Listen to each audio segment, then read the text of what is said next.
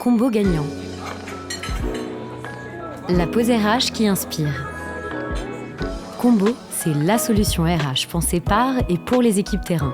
Avec ce podcast, on donne la parole à des professionnels qui bousculent le secteur de l'hôtellerie-restauration et créent des environnements de travail attractifs et performants. Bonne écoute.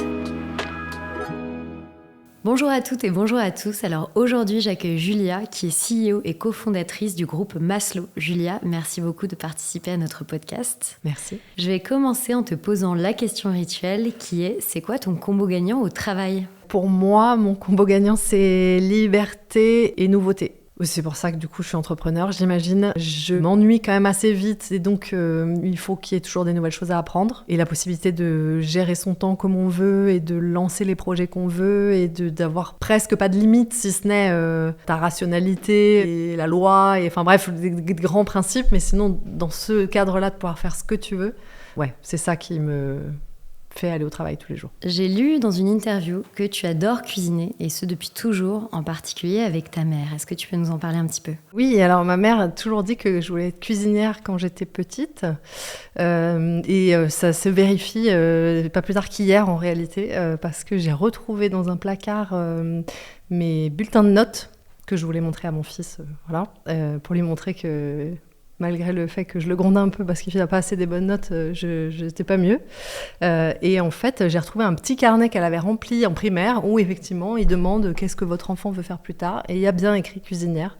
Donc c'est vrai, je suis d'une famille où on cuisine énormément et où on reçoit énormément surtout. J'ai l'impression qu'il y a des dîners tout le temps. Elle invite beaucoup de gens, elle présente des gens qui ne se connaissent pas. Il y a des grands dîners de 20 personnes parfois. Et depuis toujours, j'aime bien cuisiner pour ma famille, mais surtout j'aide beaucoup au moment de ces dîners. J'aime servir, je fais le petit commis à l'arrière en cuisine, je dépose les plats à table. Enfin voilà, j'adore ça, ça me plaît. Et donc effectivement, de fil en aiguille, c'est devenu ma passion et je cuisine encore énormément aujourd'hui. J'ai 1 milliard de livres de cuisine. Non, je vais évidemment dans des restos. C'est mon hobby au-delà d'être mon travail. Et enfant, tu te rêvais cuisinière ou tu te rêvais chef de restaurant ? Ah non, ça évidemment, enfant, on peut pas savoir. Cuisinière, bien sûr. Et j'étais plutôt bonne à l'école, donc mes parents m'ont poussée et je les en remercie parce que cuisinier, on est là pour en parler, mais c'est un métier difficile que moi je qualifie quand même encore d'un métier pénible.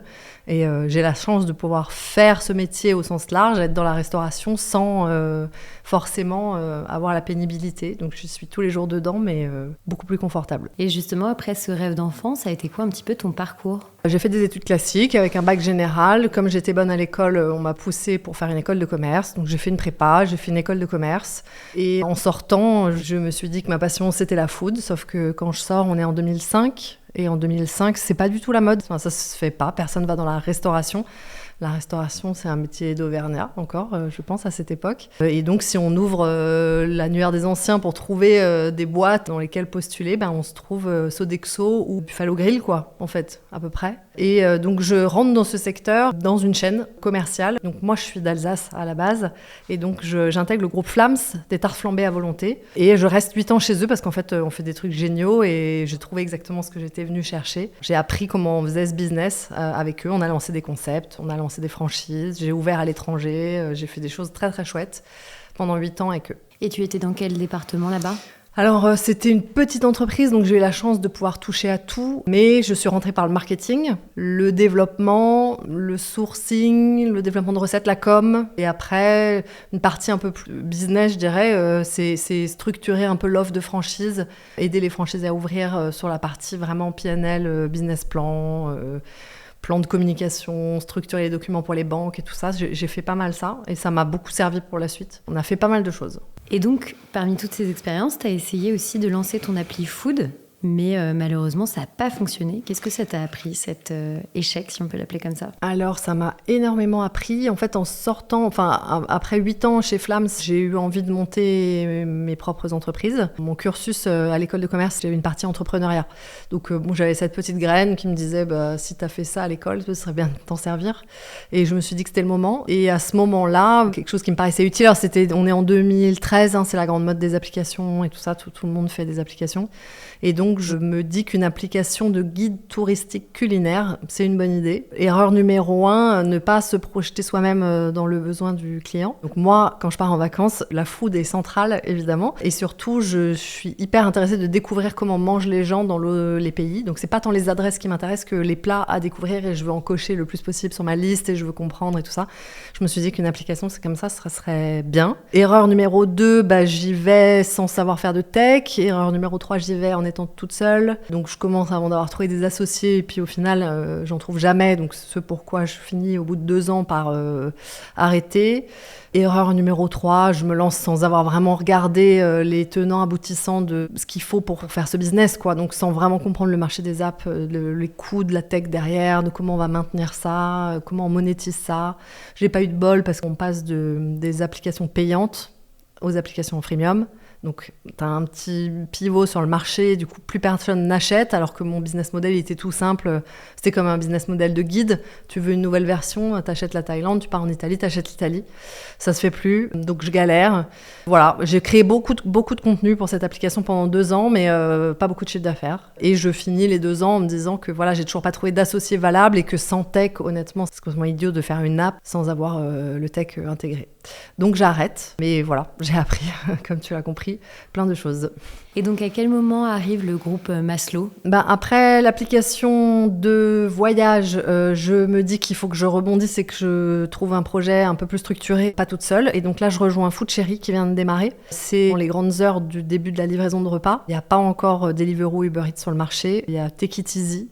Et donc on défriche, c'est hyper intéressant. On fait ça pendant 6 ans. Au milieu, on le revend à Sodexo. On a eu de la chance. Tout le monde n'a pas eu la chance de s'en sortir bien sur ce marché. Au cours de ces 6 ans, alors moi, je m'occupe des opérations et donc notamment du sourcing, des achats, de ce qui est à la carte. Je creuse beaucoup le sujet de qu'est-ce qu'on achète. J'aime bien mettre les mains dans le cambouis, j'aime bien optimiser. Donc je comprends ce qu'il y a derrière tout le système agroalimentaire. Rungis, voilà, tout ce qu'on croit qui est bien et qui, au final, quand on creuse, pas si bien. C'est drôle parce que là, j'en prends conscience là, alors que chez Flamme, j'avais pas du tout remis en cause les réflexes habituels de la restauration. Donc voilà, je faisais comme on a toujours fait pendant 20 ans. Là, on le remet en cause chez Food Cherry. C'est très intéressant. On décortique les intermédiaires, comment on fait du direct producteur avec des volumes, qu'est-ce qu'il y a, les additifs. On devient très engagé en fait sur ce marché, probablement les plus engagés, avec une carte à moitié végétarienne. On a arrêté le bœuf, on a arrêté l'avocat, on arrête le cabillaud, on lance des burgers aux insectes pour apprendre aux gens qu'il y a des protéines alternatives. Enfin, on fait plein de choses chouettes. Et donc, quand on quitte l'entreprise après l'avoir revendue et l'avoir accompagnée pendant 3 ans, c'est des convictions qui sont devenues très personnelles. Donc, je me voyais pas faire autre chose que quelque chose avec de l'impact, puisque j'avais du coup compris quel était l'impact du business dans lequel j'évoluais. Après avoir testé 2-3 autres idées un peu plus révolutionnaires, on va dire, que Maslow. Je dis révolutionnaire parce que venant de Food Cherry, t'es catalogué comme une start-up. Et donc, t'es dans un mindset très... on va casser les règles, on va briser le marché, on va chercher des produits que personne n'a vus. Voilà, on cherche la révolution. Et finalement, en prenant un peu de recul, je me suis dit, je vais juste faire ce que j'aime, c'est-à-dire des restaurants, recevoir, cuisiner, mais on va essayer de le faire différemment. Je ne pourrais plus le faire comme je l'ai fait auparavant, sans me poser de questions. Donc, on va essayer de creuser ce sillon de la restauration peut-elle être engagée et vertueuse ? Est-ce qu'on peut avoir un vrai impact ? Enfin, un impact significativement meilleur que les autres. Et donc, on arrive assez rapidement à dire, le premier choix, ça va être végétarien. Coup de bol, il ne se fait pas grand-chose sur ce marché-là. C'est traité de façon un peu à l'ancienne, un peu quinoa tofu en synthèse. Moi, étant végétarienne depuis 8 ans maintenant, c'est pas du tout comme ça que je mangeais. J'allais d'ailleurs pas dans les restaurants végétariens en tant que végétarienne. J'essaye de convaincre mes 2 associés, Marine et Mehdi, qui travaillent chez Food Cherry, que j'ai rencontrés là-bas, de venir avec moi. Et on se dit que voilà, on va faire ça, de la restauration éco-responsable et végétarienne, et qu'on va essayer de faire quelque chose de gros. Oui, parce que l'ambition telle qu'elle est marquée sur votre site, Maslow, c'est montrer que l'on peut faire ce métier de façon plus durable, éco-responsable, tout en attirant plein de clients et en faisant du chiffre. Oui. C'est une belle ambition. Oui, et puis on pourrait faire un truc incroyable du point de vue de l'impact, mais si on n'en fait qu'un, ou même si on en fait 100, ça sera toujours une goutte d'eau dans la mer. Bon, donc déjà, on va essayer d'en faire 100, Par contre, ce qui est clair, c'est qu'on ne sauvera pas la planète juste avec 100 restaurants, donc il faut que tout le monde s'y mette. Si tu te poses la question de comment tu veux convaincre d'autres à s'y mettre, il n'y a pas photo, il faut juste leur montrer que tu gagnes plus d'argent. En tout cas, que l'écologie ne coûte rien et ne fait pas baisser ta marge, quoi. Voilà, ce qui est le cas aujourd'hui. Je pense qu'on gagne plus d'argent que plein de monde aujourd'hui qui travaille de façon traditionnelle. Donc c'est possible. Mais au-delà de ce que nous, on ouvre comme restaurant et de ce qu'on essaye de convaincre comme client, il y a vraiment cette idée de faire la preuve pour tout le secteur que c'est vraiment possible de faire des vrais choix éco-responsables et que ça n'aura aucun impact sur la marge. Donc il n'y a pas de raison. Voire, je dirais, plus le temps avance, ça a un impact positif sur la marge. Et donc c'est comme ça qu'on arrivera à inspirer, alors c'est un mot un peu prétentieux, mais au moins donner un exemple que peut-être d'autres voudront suivre tout ou partie et que tout le monde pourra un peu transformer ce secteur. Ben, je l'espère en tout cas. Côté marque employeur, moi j'ai lu plein de choses à ce sujet, j'ai écouté des interviews de toi également. Comment vous avez développé, comment tu as développé la marque employeur de Maslow ? Alors quand tu travailles sur l'impact et l'engagement, forcément, assez rapidement tu te dis que tu vas traiter tes employés comme tu essayes de traiter la planète, donc bien. Je pense qu'on a la chance aussi dans notre équipe d'avoir Mehdi, notre associé qui s'occupe de la partie food, qui a une formation d'école hôtelière, qui est un vrai cuisinier, donc qui sait ce que c'est aussi. Et on s'est dit, je pense que c'est un mix de tout notre background. En fait, on venait de sociétés où tu avais plein d'avantages. Si tu es en start-up, tu as plein d'avantages. Tu dois le savoir, toi la première. Mais il n'y a aucune raison que dans les autres secteurs, ça ne soit pas le cas. Et la restauration, c'est vraiment la convention collective, une des pires. Donc on a essayé de la compenser un peu pour que juste nos employés soient contents de venir et que ça soit pas un métier si pénible que ça, même si il reste pénible, il y a des choses qu'on peut pas changer. Donc assez rapidement, on a listé toutes les choses qu'on pouvait essayer de changer et qui rentraient à peu près dans un budget envisageable. Des fois, c'est juste des choses qui coûtent rien, quoi. C'est juste des états d'esprit, des possibilités, des facilités que tu donnes pour plus de confort. Mais voilà, on a un gros fichier Excel qui est genre 1 an avant l'ouverture du resto, qui est déjà rempli avec tout ce qu'on veut mettre en place. Et justement, j'ai lu une liste de vos avantages RH et j'ai trouvé ça hyper impressionnant, même en travaillant en start-up. J'ai trouvé que c'était hyper évolué par rapport à plein de nos clients à qui je m'adresse. Et même par rapport à Combo, disons-le. Est-ce que c'est quelque chose que vous avez imaginé dès le début du projet ? On s'est toujours dit pourquoi on ne peut pas avoir les mêmes avantages que dans la banque. Bon, en vrai, la marge ne permet pas d'avoir les mêmes avantages que dans la banque, mais quand même, on peut faire un peu mieux. Si tu veux, nous, on a analysé, tu connais un peu le secteur, tu analyses qu'il y a 3 problèmes, en fait. Tu as un problème de temps, qu'on peut synthétiser dans le fait qu'on paye les gens 39, mais qui travaillent 70, souvent. Et que même quand tu ne travailles pas 70 heures, en fait... tu rentres chez toi, t'es tellement crevé qu'en fait tu peux rien faire d'autre et que du coup tes jours de repos ils passent à te reposer vaguement pour recommencer et qu'en fait c'est une espèce de roue de hamster. T'as un sujet d'argent, c'est un secteur qui est globalement mal payé et souvent toutes les heures sont pas payées, ça on l'a déjà dit. Et t'as un sujet de qualité de vie au travail. C'est un secteur qui, historiquement, manage très mal, peut être très toxique et qui ne te développe pas des compétences autres. C'est-à-dire que c'est comme si, historiquement, dans ce secteur-là, tu as des cuisiniers qu'on a mis en CAP à 14 ans, pas toujours pour les bonnes raisons, pas toujours parce qu'ils avaient la passion de la cuisine. Et après, tu as des gens qui, en salle, alors pas dans les grands restaurants, évidemment, où il y a des formations très pointues et tout, mais dans la majorité de la restauration, des gens qui sont là par hasard, parce que c'est un job qu'on peut faire jour 1, même si on n'a pas de formation. Et du coup, tu as un peu l'impression que c'est le secteur pour ceux qui sont pas très bons à l'école et qui n'ont rien appris d'autre. Et c'est très dommage de le voir comme ça. Bon, déjà parce que c'est un métier magnifique et que tu apportes de la joie aux gens, que tu reçois, et l'hospitalité au sens vraiment littéral du terme, c'est très important dans la vie et psychologiquement pour tout le monde, c'est très important. Donc c'est un très beau métier, mais que probablement tu voudras pas le faire toute ta vie parce qu'il est fatigant, on l'a déjà dit, et qu'une fois que tu auras fait 10 ans de restauration, tu fais quoi ? Tu revalorises quoi comme compétences ? T'en as appris plein en réalité, mais elles sont, c'est inconscient, tu vois, c'est pas factualisé. Alors que tu as géré du stress de dingue, du conflit client, de la priorité avec 50 trucs à faire en même temps et tu es capable en fait de savoir qu'est-ce qu'il faut faire. Voilà. Évidemment, tu parles très bien, tu t'exprimes très bien, tu es capable de convaincre des gens, de vendre des choses. Enfin, il y a bien plein de choses qui peuvent se retrouver dans d'autres secteurs. Là, je parle de la salle, mais la cuisine, c'est à peu près la même chose. Tu as géré, tu as organisé une production, tu as managé des gens, tu as donné des ordres, ou des consignes en tout cas, tu as respecté un horaire, tu as sorti un truc à temps. C'est pas partout en fait qu'on apprend ça et c'est hyper utile dans plein d'autres secteurs. Et donc on s'est dit, dans qualité de vie au travail, il y a aussi qu'est-ce qu'ils vont apprendre d'autres qu'est-ce qu'ils vont prendre conscience qu'ils ont appris pour pouvoir revaloriser ça ailleurs et se dire que quand sur un CV t'as marqué 10 ans de restauration, j'ai été manager dans un resto, tu te dises ah waouh, super profil, il a dû apprendre des trucs de dingue. Et c'est ça qu'on a voulu, donc il y a un gros sujet formation chez nous, je pense qu'on y passe beaucoup de temps, j'espère que c'est utile, mais ouais, on passe beaucoup de temps à ça. Et est-ce que tu pourrais nous citer un peu quelques avantages clés, les avantages qui font mouche un petit peu sur l'offre d'emploi ou quand vous parlez aux candidats ? Les plus grosses des demandes, c'est les temps de travail. Au début, on était parti un peu bien en tête en disant on fera 0 coupure. La réalité nous a rattrapés, donc on n'a pas réussi. On est en passe d'y arriver. Pour en tout cas toute la partie cuisine. En salle, il s'avère que c'est pas forcément ce qui est demandé. Donc là, on est en 4 jours, 3 jours. Donc je dirais que l'avantage de adaptation de planning à la vie des gens et essayer de dégager du temps vraiment qualitatif pour sa vie perso, c'est souvent ça qui est demandé et je pense qu'on fait de notre mieux et on fait plutôt pas trop mal, même s'il y a encore beaucoup de progrès à faire. Bon, ça c'est sûr que c'est important. Salaire aussi, on a toujours mieux payé que le marché au démarrage. Là on vient de refaire une vague d'augmentation sur tous les postes et pour faire parfois des entretiens de recrutement, quand je dis les salaires, je vois que c'est mieux qu'ailleurs. Donc il n'y a rien de, si tu veux, d'incroyable, hein. Les plannings et l'argent, c'est le gros du truc. Dans les avantages, je pense que ce qu'on a essayé de faire, c'est aussi des pourboires pour tout le monde. Alors évidemment, pour la salle, ça fait moins pour eux, mais pour les cuisiniers, quand tu leur dis qu'ils vont avoir 200 à 300 euros de pourboire net en plus, c'est énorme. Et c'est valable pour tout le monde, parce que c'est à totale égalité en fait, de tous les postes, donc un plongeur aussi.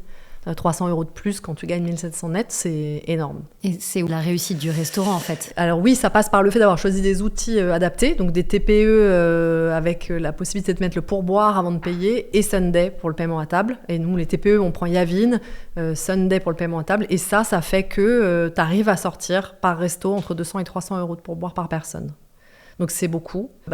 Typiquement, quand je dis c'est possible, ça ne coûte rien au resto, ça ne coûte rien à nous, c'est le client qui paye ça. Donc ce serait bête de s'en priver. Après, on a fait des choses plus anecdotiques, mais qui comptent pour certains. On nous a demandé le congé menstruel. Ok, bon là, tu creuses le sujet, il n'y a rien de mis en place vraiment dans la loi, donc, mais on a quand même des demandes. Donc évidemment, on ne peut pas proposer un congé menstruel. Par contre, les personnes ont le droit de demander une journée, entre guillemets, non justifiée, last minute. En fait, c'est ça que ça veut dire, c'est que tu te lèves le matin, c'est ce jour-là que ça va pas aller, c'est pas forcément prévisible. Si tu te pointes pas dans un resto normal, on va te dire absence injustifiée. Chez nous, en fait, tu peux dire que c'est pour ça et qu'aujourd'hui t'es pas bien et on se débrouille. Et on te compte pas, si tu veux, un sans solde, quoi. Voilà.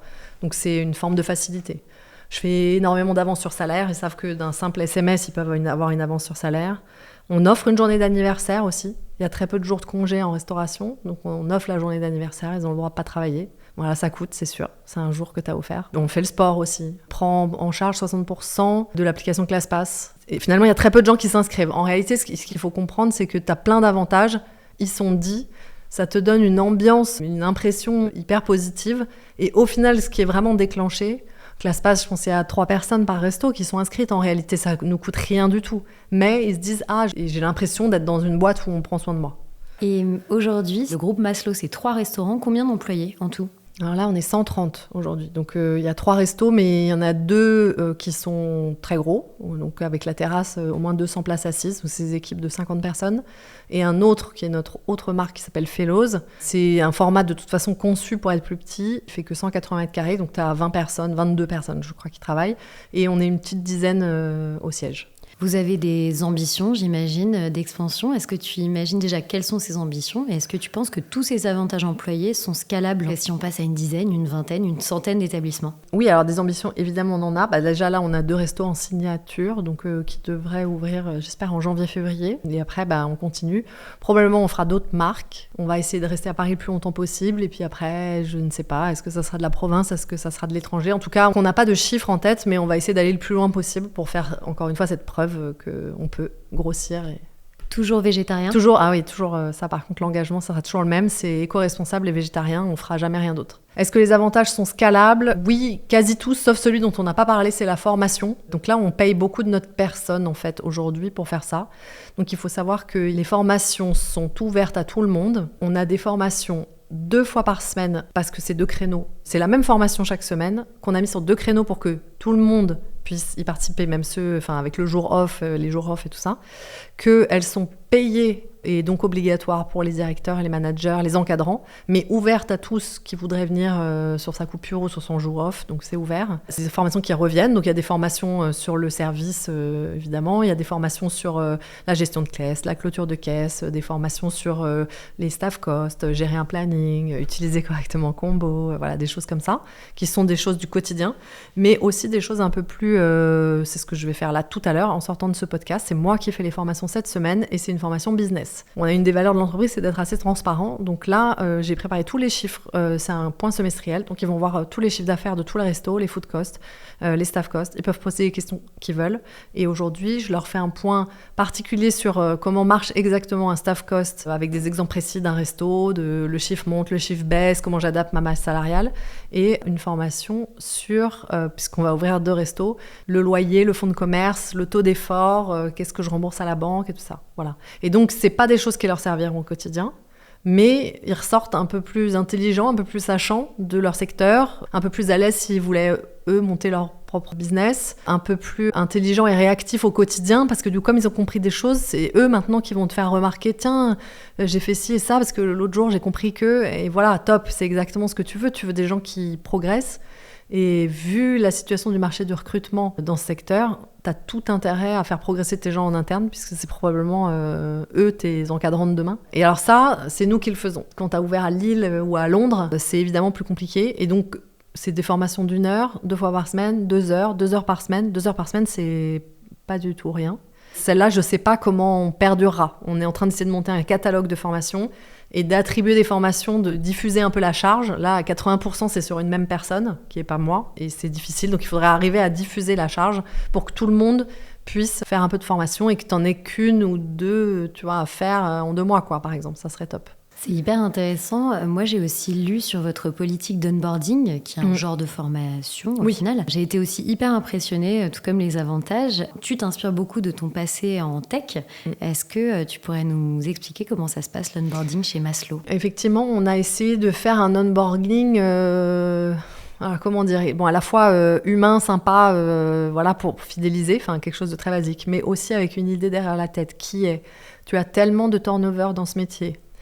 Et peut-être que c'est structurel. C'est comme ça, on ne pourra pas se battre contre. Donc ça veut dire que la personne qui rentre, tu as intérêt à ce qu'elle soit opérationnelle le plus rapidement possible, parce que comme elle ne va pas forcément rester longtemps, si tu mets 3 mois à ce qu'elle soit à l'aise, et que 3 mois après elle part, ouais, c'est pénible. Donc on va essayer de mettre quelque chose en place pour qu'elle soit à l'aise au bout de 2 semaines. Et ce qu'on fait, effectivement, on s'est probablement inspiré de start-up, t'as raison. Alors, il y a plein de choses pour l'onboarding. Déjà, il arrive la première journée, il travaille pas vraiment. Il se fait intégrer par Laurence, qui est responsable administratif chez nous. Donc, on essaye de grouper, évidemment. C'est pas... Donc, parfois, elle a 5 personnes qui écoutent. Elle explique tout. Les congés, les applis, Combo, comment ça marche, la mutuelle, les emails, tous les avantages RH, comment ils peuvent y avoir droit, l'histoire de la boîte, les valeurs. Enfin, bref, voilà, un truc comme ça. Elle remet leur tenue aussi. Les clés de casier, ce genre de choses. Ensuite, normalement, ils vont dans leur resto, mais ils font un vie ma vie. Bon, ça, effectivement, c'est très start-up. On le faisait chez Food Cherry. Donc, ils font 1 heure au bar, 1 heure au run, 1 heure à la plonge, 1 heure au pass. Ils observent le pass. Voilà. Quel que soit le poste de la personne. Donc, le plongeur va aussi faire du run et du bar, et voilà. Donc, comme ça, déjà, ils se comprennent mieux. Il a vu toutes ses équipes, il a parlé à des gens. Le lendemain, quand il arrive, il connaît un peu de monde, les gens lui sourient, c'est quand même plus sympa. Ils ont maintenant, on a rajouté récemment, ils ont des points management 1 fois par semaine. Donc, sur le premier mois d'intégration des personnes, ils sont obligés de voir leur manager au moins 1 fois par semaine pour leur dire ça va pas, c'est dans la bonne direction, ou corrige ça. Parce que on s'est rendu compte qu'au bout de... parfois, nous, on fait des points directeurs toutes les semaines sur le staff, voilà, qui va pas. Et des fois, tu as des gens à qui tu dis finalement, j'arrête ta période d'essai au bout d'1 mois et demi. Personne ne leur a parlé et personne ne leur a dit que ça n'allait pas. Donc, bon, on a toujours le droit d'arrêter la période d'essai, sauf que psychologiquement, pour la personne, c'est nul. Il comprend pas du tout pour qu'on lui arrête, puisqu'on lui a jamais dit qu'il faisait quelque chose de mal. Et bonne nouvelle, de temps en temps, quand tu dis aux gens de corriger des choses, ils arrivent à les corriger. Donc la personne avec qui ça n'allait pas forcément, tout d'un coup, ça va mieux. Donc tu sauves aussi plein de gens à qui ça partait pas forcément bien, mais... voilà, qui arrivent à se corriger, donc c'est plutôt vertueux, donc ça c'est devenu obligatoire. Et ce qu'on fait aussi, ils ont un repas d'intégration. On s'est aussi rendu compte que tu as des gens qui sont en cuisine et pendant 1 an et qui ont probablement jamais goûté ce qu'ils cuisinaient au quotidien. Ça arrive dans certains restos, parce qu'au final tu manges le repas du perso, et tu commandes pas forcément la carte, et voilà. Donc l'idée, elle vient de là, et après, c'est devenu une espèce de mini-formation inaugurale. Donc ça, c'est moi qui fais tous ces repas d'intégration. Donc j'ai une date bookée dans mon agenda tous les mardis, une semaine sur 2, et donc là, aujourd'hui, tous les nouveaux qui viennent de rentrer sur ces 2 dernières semaines viennent manger avec moi. Il y a souvent Marine, mon associée, Jérémy, le RH. On fait un tour de table. Ils se rencontrent les uns les autres, et du coup, c'est des restos différents et des équipes différentes. On se dit qu'est-ce qu'on fait en dehors du travail, enfin, genre, on apprend à se connaître, quoi, c'est tout bête. Je parle de l'histoire de la société, je parle de nos ambitions, des valeurs, et on a rajouté là récemment un petit point sur l'écologie, quand même. Ils sont dans un restaurant engagé. Parfois, certains n'ont même pas les basiques des ordres de grandeur de la viande, ça a de l'impact, voilà, des choses comme ça. Donc, je leur parle agriculture régénératrice, vers de terre, enfin, j'essaye de concentrer ça dans quelque chose de, voilà, histoire d'éveiller les esprits. Et encore plus récemment, j'ai ajouté un speech harcèlement et sexisme au travail. En fait, quand on ouvre des restaurants, on prend le temps d'avoir les gens une semaine à rien faire, entre guillemets, enfin à être formés, à mettre en place le resto. Et c'est des formations qu'il y a systématiquement. Sauf que tous les gens qui arrivent au fil de l'eau, du coup, n'en bénéficient pas. Donc, on a essayé de concentrer ça dans ce petit moment. Donc, bon, bah, t'es en train de leur dire, attention, n'agressez pas votre collègue, ça a l'air un peu bébête comme ça. Mais quand même, c'est dit. Et surtout, ceux qui se font agresser savent que c'est moi le référent harcèlement et que s'il y a un problème, ils ont le droit de le remonter et que dans cette entreprise-là, c'est pas des comportements acceptés. Donc, si ça arrive, ils peuvent le dire et ne pas le subir. Donc, effectivement, c'est l'onboarding, on y passe du temps. Et alors, quand la personne part au bout de 2 semaines parce que je trouve ça trop dur, c'est très déprimant. Mais c'est comme ça. Mais donc, vous devez pas avoir beaucoup de mal à recruter? Ah, on a du mal, je pense, comme tout le monde. Peut-être même moins avec tous ces avantages. Peut-être moins que tout le monde. Alors, ce qui est difficile chez nous, dont les gens se rendent compte, c'est qu'on est des très gros restaurants et donc on fait beaucoup de volume. Et ça, franchement, ça plaît pas à tout le monde. Donc dès que tu as des gens en cuisine qui sont vraiment passionnés de cuisine et dont le rêve est un peu top chef ou alors un petit bistronomique, voilà, là c'est sûr, chez nous, ils se prennent un choc culturel. Sur un samedi, dans notre premier restaurant, tu peux faire 900 clients. 900 clients, c'est 3 assiettes par personne. Enfin, franchement, ça envoie. C'est de la qualité, que de la qualité, mais quand même, c'est des volumes. Quand il faut peler une palette de butternut, enfin, je sais que j'exagère un peu. Franchement, c'est difficile. Et donc, c'est des métiers. Enfin, c'est pour ça que je dis quoi qu'il arrive, malgré tout ce qu'on a mis en place, ça reste pénible parce que c'est intense. Il y a beaucoup de monde, un peu de stress. On est ouvert tous les jours, 7/7. On finit pas tard. C'est pareil, on s'est mis une obligation de finir à minuit pour que tout le monde puisse prendre les transports en commun. C'est une de nos règles aussi. Mais ça reste difficile. C'est pas du tout tranquille quand tu viens travailler chez nous. Et ça, voilà, ça plaît pas. Il y a des gens qui viennent en essai et qui disent non, ça n'est pas pour moi. Je suis allée dîner au Maslow de Châtelet il n'y a pas longtemps. Il y a combien de couverts alors là-bas ? Bah là, tu as 120 à l'intérieur, 80 en terrasse. En effet, c'est intense. Et 50 et quelques staff. C'était excellent d'ailleurs. Merci. Et donc avec ces 3 restaurants et 2 très bientôt qui vont ouvrir, on l'espère, comment tu restes en contact au quotidien avec tous ces restaurants ? Tu parlais de réunions avec les directeurs. Ouais. Est-ce que tu as d'autres process ou d'autres astuces ? Là, pour l'instant, on fait un truc qui n'est pas très scalable, c'est qu'on n'a pas de bureau pour commencer. Donc on travaille des restos, c'est vraiment pas toujours confortable. On travaille aussi de chez nous quand vraiment tu as besoin de te concentrer. Mais donc on est 10 en structure, personne n'a de bureau, donc on est forcément au contact des équipes. Tant qu'on peut faire ça, c'est bien, parce que c'est très vertueux. En plus, tout le monde joue super bien le jeu, ils changent de resto. Bon, tout était à Paris, dans un rayon voilà, assez petit, mais voilà, ils font vraiment l'effort d'aller... voir tout le monde, discuter. Donc tout le monde connaît les équipes, donc là on reste bien en contact. Effectivement, on a une réunion, une espèce de comité de direction directeur, tous les lundis, où on discute de l'activité, on revoit les staff costs justement, les équipes, qui va bien, qui va mal, de quoi ils ont besoin comme investissement, est-ce qu'il y a des problèmes de maintenance, voilà, et on essaye de parler un peu stratégie, enfin c'est un grand mot, mais qu'est-ce qu'on a aussi comme process 2 très importants en réalité, donc un assez classique où il y a un débrief de chaque service, donc un débrief de chaque service qui est envoyé par mail et qu'on lit tous encore, pour tous les restos, donc ça veut dire que quand il y a un souci, un service qui s'est mal passé, c'est un débrief fait par les 3 managers, par le manager de salle, de bar et de cuisine. Et donc, voilà, le service s'est mal passé, tu le vois assez vite, tu le lis. Et ou un problème avec un salarié, il y a eu une altercation hier soir entre machin et machin, ça va être écrit dedans. Donc, tu peux réagir assez vite. Et tu as vraiment la température, tu sens comment ça va. Et un autre qui est pas courant du tout, je pense, on appelle chez nous le one-to-one. Donc là aussi, j'imagine, ça vient des startups, mais en réalité, non, ça vient de Big Mama. On a des anciens de Big Mama chez nous, et donc dans l'un ou l'autre resto, je crois, la Felicita, ils avaient mis ça en place. Chaque salarié est vu par, pas son manager, mais un autre manager, une fois par mois, pas pour parler boulot, mais les questions, c'est comment tu te sens, c'est qu'est-ce qui n'a pas été ce mois-ci, est-ce que tu as aidé quelqu'un, qui t'a aidé, à qui tu veux rendre hommage, enfin voilà, des questions bien-être, on va dire. On a rajouté des questions, as-tu été témoin ou victime d'un comportement inapproprié ? Récemment, on a rajouté, as-tu un problème administratif que tu sais pas résoudre ? Et là, tu te rends compte qu'il remonte. J'ai pas mon Navigo, j'ai pas été remboursée de mon Navigo depuis 3 mois. Je l'ai déjà dit, mais l'info, elle s'est perdue. Donc le gars, le pauvre, il reste avec son problème. Ou je n'arrive pas à m'inscrire à la mutuelle, pour les gens qui parlent pas très bien français ou lisent pas très bien le français. Voilà, t'as plein de choses comme ça qui remontent. Et c'est pareil, jusqu'à présent, on arrive à tous les lire. Si ça va pas dans un resto ou dans une équipe, c'est flagrant, quoi. Et ça te fait remonter aussi les personnes qu'il n'y a pas de fit avec l'entreprise. En fait, c'est assez fou. Tu vas reprendre une salve de one-to-one et sans se concerter, tu as 5 personnes qui vont dire machin, il parle mal, machin, il met une mauvaise ambiance, machin. Ok, ben on va aller en machin tout de suite pour pas que ça traîne, tu vois. Et non, c'est très utile. Ça prend du temps, mais c'est très utile. C'est génial. Est-ce que vous avez des challenges quand même avec la gestion multi-établissement, que ce soit de côté RH ou côté business ? Côté RH, alors pour l'instant, à 3, non, on est des bébés, hein, c'est rien du tout. Enfin, évidemment, 3, c'est plus difficile que 1, parce que t'es pas tout le temps dessus. Donc, les challenges, ils sont... Je trouve le plus gros qu'on a en ce moment, c'est vraiment la maintenance. Et vu l'intensité des services chez nous, c'est le matériel qui tient pas. Bon, donc ça, c'est un sujet. Et tout pète en même temps et au même moment. Et enfin voilà. Et quand ça pète, ce qui est horrible, c'est que c'est pas tant que ça va coûter quelque chose. Si c'était ça, c'est rien. C'est que ça a un impact sur les équipes immédiat. Donc hier, chez Fellows, qui fait des pâtes fraîches tous les jours, le pétrin est cassé. Ils pétrissent à la main. Voilà, c'est horrible. Et là, tu sais que sur un service qui est déjà difficile, tu rajoutes une contrainte super pénible aux équipes, et même avec la meilleure volonté du monde, tu n'arriveras pas à le réparer en un clin d'œil. Donc ça, c'est un gros challenge de maintenant. C'est chouette, en fait. C'est des opportunités pour le staff, en fait, de changer, de monter en compétences, de changer de resto, de prendre des responsabilités à une ouverture, de faire des transferts de l'un à l'autre. T'as une espèce de mercato qui se fait. Tu peux faire plaisir aux gens en accédant à leur demande de bouger. C'est un peu l'idée, hein. La restauration, c'est un métier aussi qui est très routinier.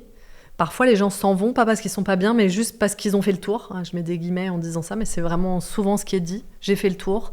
Et donc, comment garder des gens ? En leur proposant un autre tour dans un autre resto, avec éventuellement un autre concept. Et donc, ça leur permet d'aller apprendre autre chose et d'avoir l'impression de changement alors qu'ils sont quand même restés chez toi. Et ça fonctionne bien, ça ? Est-ce que tu as des belles histoires de parcours à partager, par exemple ? On a des super belles histoires de parcours, des gens qui sont rentrés sans papier chez nous à la plonge et qui aujourd'hui sont chefs de partie, premiers chefs de partie, qui sont même seconds. On a un second. Non, c'est très chouette. Franchement, c'est cool, et qui ont fait des ouvertures, et c'est des gens qui sont devenus des piliers. Tu sais que tu vas pouvoir te reposer dessus sur d'autres ouvertures. C'est chouette. En fait, à la fois, tu as énormément de turnover, et à la fois, tu as, je pense, 30-40% des gens qui sont là depuis le début et ça n'a pas bougé. Donc, tu as tout et son contraire. La moyenne, ça doit être, je sais pas, moins d'1 an, sauf qu'en fait, tu as du 2 ans et tu as du 2 mois, quoi. Ceux qui sont là depuis longtemps, là, tu commences c'est très familial. Tu connais tout le monde super bien et tu sais que tu peux compter dessus. Ils voient les évolutions, ils sont contents qu'on ouvre d'autres restos. On essaye d'améliorer les conditions tout le temps. C'est chouette. Et si tu devais retenir une chose qui donne envie aux candidats de rejoindre le groupe Maslow, à ton avis, c'est quoi ? Alors, ce mot est nul, mais c'est quand même bienveillance. On est à la fois très exigeant, mais en fait, quand moi je fais les repas d'intégration, je récupère des gens qui ont 2 semaines d'entreprise ou des fois 2 jours, ça dépend. Au moins la moitié d'emblée me disent « j'ai jamais vu ça, une aussi bonne ambiance ». J'ai travaillé dans plein de restos, j'ai jamais vu une aussi bonne ambiance, les gens sont sympas entre eux. Il n'y a pas de tension. Donc, c'est pas nous particulièrement qui sommes bienveillants, hein. J'espère qu'on l'est, mais c'est surtout qu'on a essayé de préserver des équipes. C'est toujours ce débat, hein. T'as quelqu'un qui est hyper bon mais qui est un peu toxique, et quelqu'un qui est un peu moins bon mais qui est hyper sympa. Tu gardes qui ? Nous, on garde celui qui est pas hyper bon encore et qui est hyper sympa. Et des fois, on se fait mal. Là, chez Mégisserie, Maslow Mégisserie, donc le premier, on cherche 2 seconds, ça fait 4 mois. On n'en a pas. Et on préfère se débrouiller sans que de faire rentrer quelqu'un qui va pas coller et qui va mettre une mauvaise ambiance, parce que, encore une fois, bienveillance, c'est ce que les gens retiennent le plus au-delà du salaire, au-delà du temps. C'est je viens au travail, j'ai pas la boule en ventre, je suis content de retrouver mes collègues, et voilà, ça va être une ambiance cool. Et toi, personnellement, qu'est-ce qui te donne envie de te lever le matin ? 2 choses, faire cette preuve dont je parle depuis le début, prouver qu'on peut le faire. On a prouvé que les gens étaient OK de manger végétarien même s'ils n'étaient pas végétariens, et on a prouvé qu'on pouvait être rentable en étant éco-responsable. Maintenant, faut scaler, justement, comme on dit. Il faut faire beaucoup plus gros. Donc faire cette preuve, que je serais contente quand on l'aura faite. J'estime qu'on l'a pas encore fini le travail. Et l'autre, c'est plus personnel. Moi, j'ai toujours adoré embaucher des gens. C'est marrant parce que l'autre jour, je discutais avec un entrepreneur dans ce secteur aussi, et on se demandait comment on était structuré au siège. Et donc, je disais qu'on était 10 personnes, et il me dit « Ah là là, mais nous, on est 2, ou 3, ils avaient à peu près autant de restos. » Et il me dit « Alors moi, le plus light possible, le moins de gens possible, je préfère travailler qu'avec des freelances ou des agences. » C'est marrant, on s'est regardé nous, et en fait, ça n'a même pas été un débat. Nous, on adore embaucher des gens et avoir des gens. En tout cas, moi, personnellement, je pense que le travail, c'est structurant dans la vie. Au-delà de te faire gagner de l'argent, c'est une activité dans ta journée, c'est quelque chose de valorisant, ça peut être hyper gratifiant, ça te permet de rester curieux, de te développer. Enfin, je trouve ça très utile, le travail, d'un point de vue humain, d'un point de vue de la psychologie humaine. Et donc, voir des gens qui sont bien au travail et me dire que j'ai créé un environnement où ils sont contents, où ils peuvent se développer, et que je sais, là c'est un peu prétentieux, mais me dis, ils seront probablement mieux ici que dans une autre entreprise. Moi, je trouve ça hyper gratifiant. Et donc, les gens qui sont contents, qui te remercient, qui ont eu une promotion ou de nouvelles responsabilités, qui viennent te dire merci et tout, il n'y a pas grand-chose de plus gratifiant, je trouve. Génial, merci beaucoup Julia. Merci. Merci à toutes et à tous d'avoir écouté cet épisode de Combo Gagnant. J'espère qu'il vous a inspiré. Si vous l'avez apprécié, n'hésitez pas à nous mettre 5 étoiles sur toutes vos plateformes d'écoute de podcast. À bientôt.